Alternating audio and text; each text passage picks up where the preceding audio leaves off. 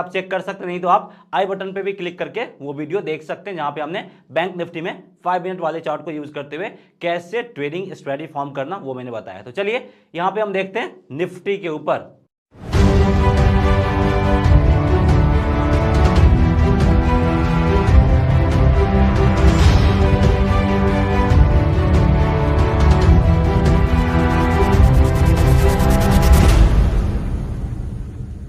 तो यहां पे अब हम चार्ट पे आ गए और ये जो चार्ट है आपका देख सकते हैं निफ्टी 50 का चार्ट है, 5 मिनट टाइम फ्रेम यूज किया है।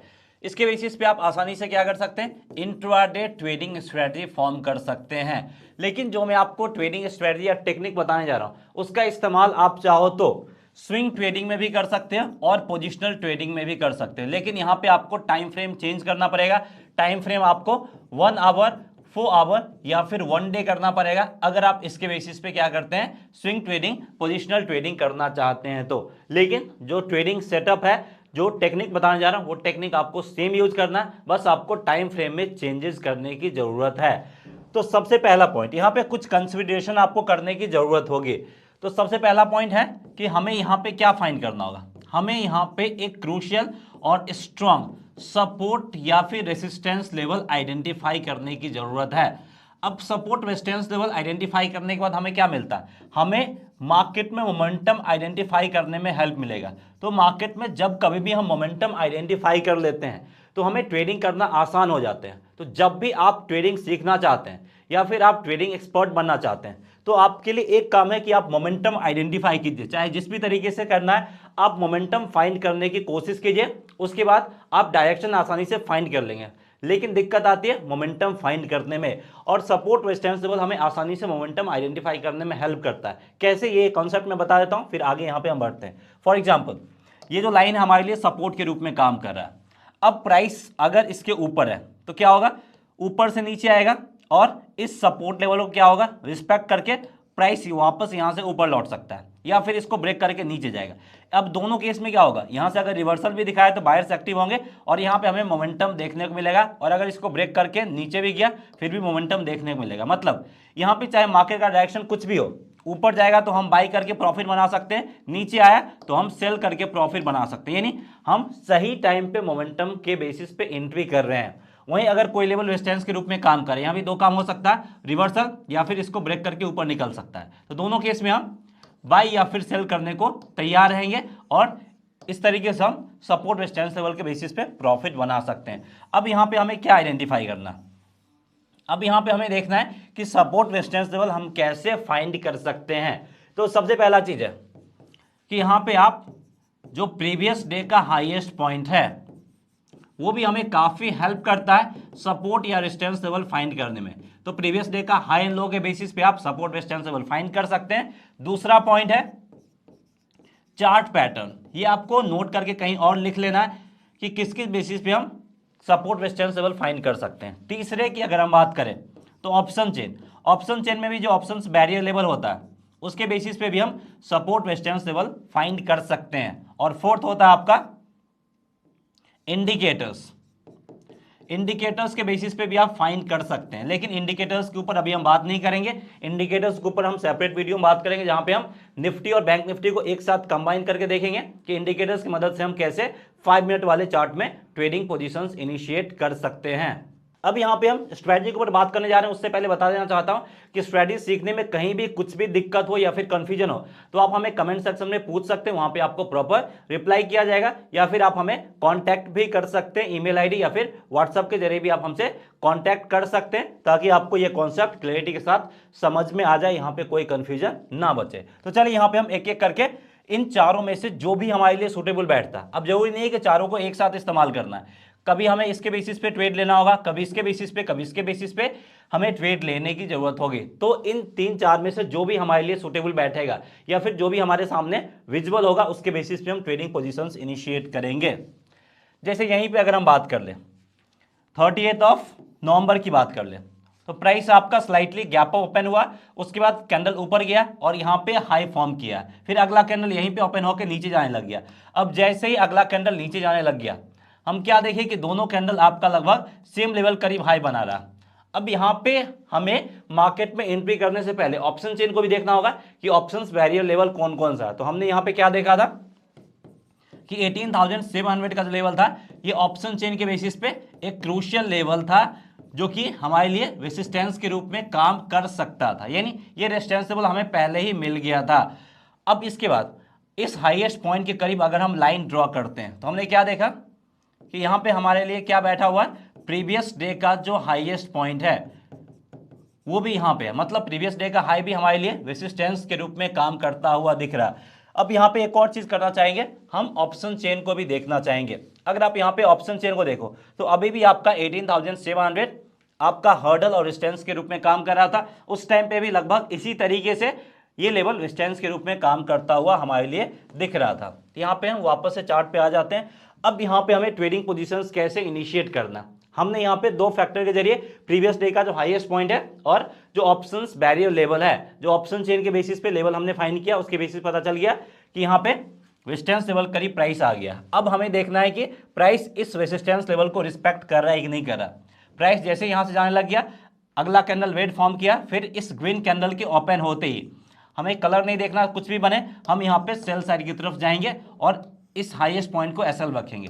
हम इसलिए कलर को नहीं देखेंगे क्योंकि यहाँ पे स्टॉप लॉस हमारा छोटा सा, मतलब यहाँ पे हमारा जो रिस्क है वो काफी कम है। और अगर हम रिवॉर्ड की बात करें तो यहाँ पे हमें रिवॉर्ड ज्यादा दिख रहा है क्योंकि टारगेट प्राइस हमारा होगा इस कैंडल का लोएस्ट पॉइंट। तो देखिए टारगेट प्राइस इतना और एसएल इतना काफी छोटा सा हो रहा। फिर प्राइस नीचे आया, इस लेवल को हिट किया, यहाँ पे हम प्रॉफिट बुक करके निकल जाएंगे। तो इस तरीके से आसानी से आप लगभग 50 पॉइंट का प्रॉफिट आप निकाल सकते हैं अगर आप यहाँ पे फ्यूचर्स में ट्रेड करते हैं। तो अगर आप यहाँ पे ऑप्शंस में ट्रेड करते हैं तो लगभग 18,700 के पुट ऑप्शंस को बाई करके यहाँ पे लगभग 25 से 30 पॉइंट का प्रॉफिट ऑप्शंस में भी बनाया जा सकता था।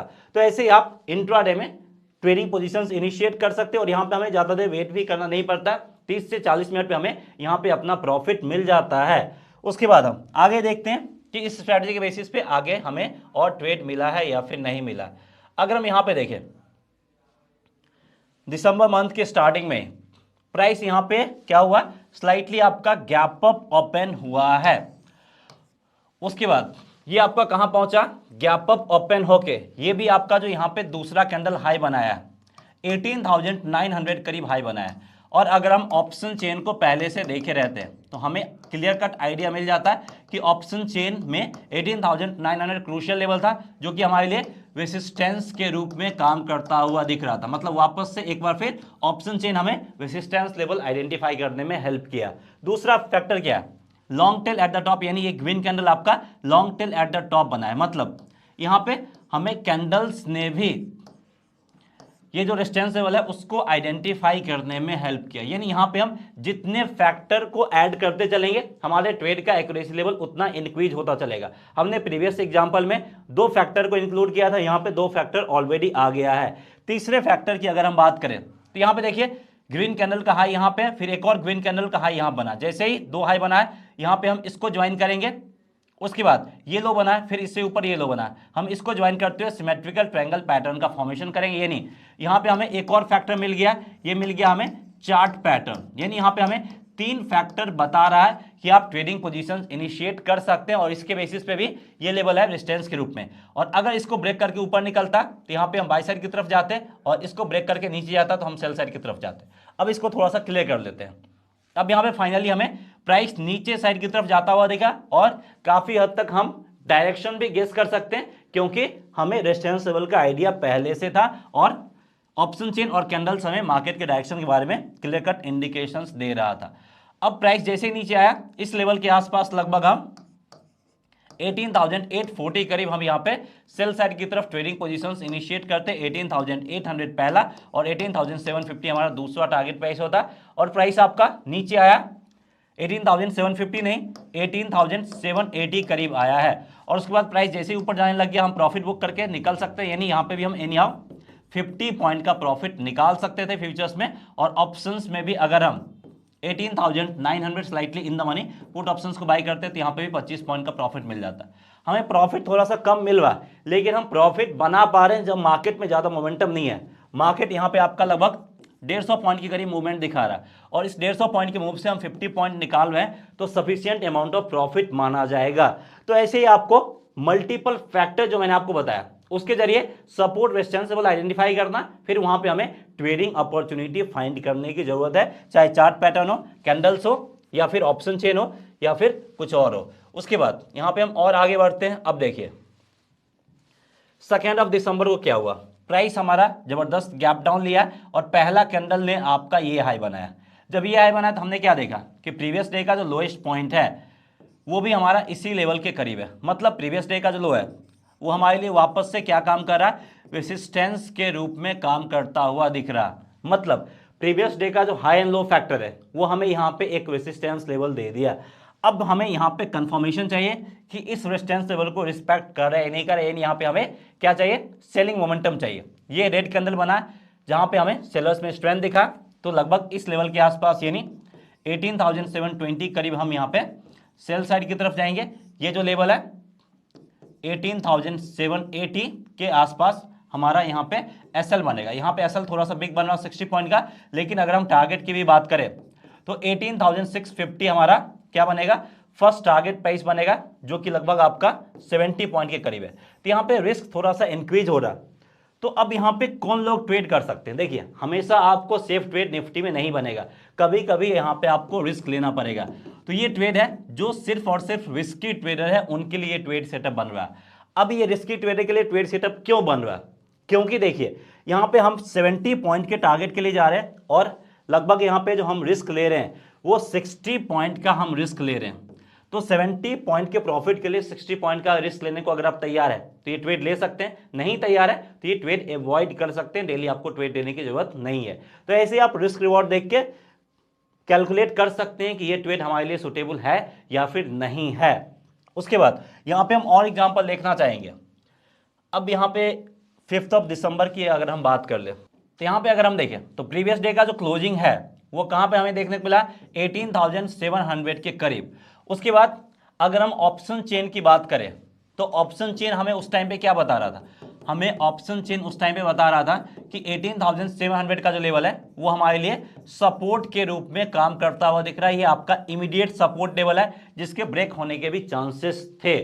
अब प्राइस क्या हुआ, इसके ऊपर ओपन हुआ, यानी इनिशियल में ये भी इस सपोर्ट लेवल को काफी हद तक रिस्पेक्ट किया, लेकिन कैंडल क्लोज होते होते ये इसको ब्रेक करते हुए इसके काफी नीचे क्लोजिंग दिया। मतलब यहाँ पे ये जो सपोर्ट लेवल है इसमें क्या हुआ, इसको ब्रेक करके नीचे चला गया। अब जैसे इसको ब्रेक करके नीचे चला गया हम यहाँ पे क्या करेंगे, हम यहाँ पे सेल साइड की तरफ ट्रेड लेंगे। अगर यहाँ से रिवर्सल दिखाता तो हम बाई साइड की तरफ जाते, लेकिन ऐसा नहीं हुआ है। तो हम इस लेवल के आसपास सेल साइड की तरफ जाएंगे लगभग 18,660 के करीब। 18,600 पहला टारगेट प्राइस होगा और 18,550 दूसरा टारगेट प्राइस होगा। प्राइस नीचे आया और इसने हमारे पहले टारगेट प्राइस को आसानी से हिट कर दिया। नहीं, यहाँ पे हम एनी हाउ 60 पॉइंट का प्रॉफिट निकाल सकते हैं। और ऑप्शंस की बात करें तो ऑप्शंस में भी लगभग 30 to 35 पॉइंट का प्रॉफिट हम बना सकते थे अगर आप यहाँ पे 18,700 के पुट ऑप्शंस को बाइंग कर